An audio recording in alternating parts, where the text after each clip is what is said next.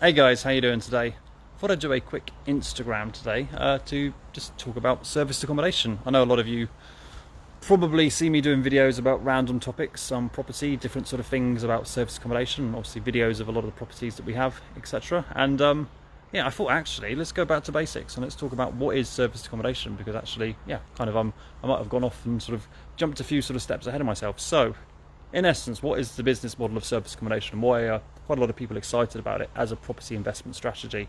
In essence, it's renting a property, but not by the month, but actually by the night. In short, you rent a property out by the night for a sort of a higher rate, not typically than you would receive if you rented it to a tenant for a month. One of the reasons it's so exciting, notwithstanding all the phone calls you get from people, is that a lot of people can get into serviced accommodation without actually owning a property, using a strategy called rent to serviced accommodation. Essentially, the process for that is you rent a property from somebody, you pay them by the month, and then you rent the property back out on a nightly rate at a higher amount. And that's essentially the angle. There are a couple of ways in which you can do that. You can either manage the property yourself, in which case you'll sort of receive a certain amount of sort of finance, or you can get a management company in to do it. If you get a management company in, clearly they're going to charge a commission, but equally you're going to have a lot less work to do. And potentially they might have sort of direct business contacts, they might sort of have sort of better processes and procedures than doing it yourself. And I actually run a management company, and I can tell you now it is a lot of work. It's something somebody can do as an individual, but it's quite a time-intensive side hustle, and in many ways sort of yeah, might be a little bit biased, but I think the management is definitely a good route to go down unless you want to build a service accommodation business yourself. I don't think, in terms of time invested, if you enjoy the work, then actually brilliant.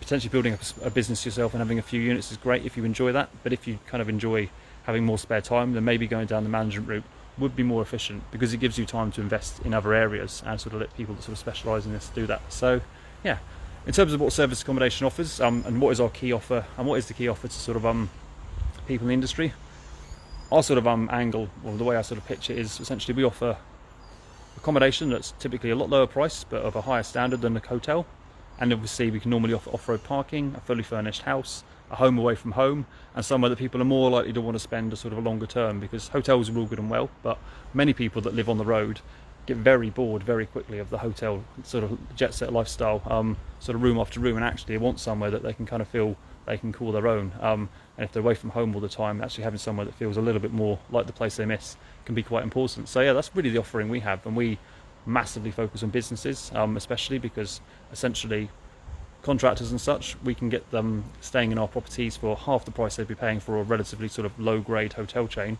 And I truly believe that I'd prefer to stay in the houses we offer than in a sort of low level hotel in comparison.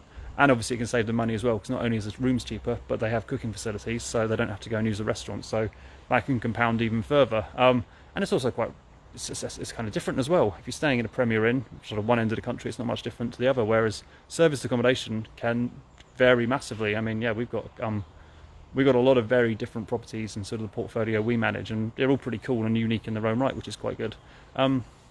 So yeah, I suppose that's kind of it in a nutshell. Thanks so much for watching, guys, and see there's a few of you in there. Cheers, Carl. How you doing, buddy?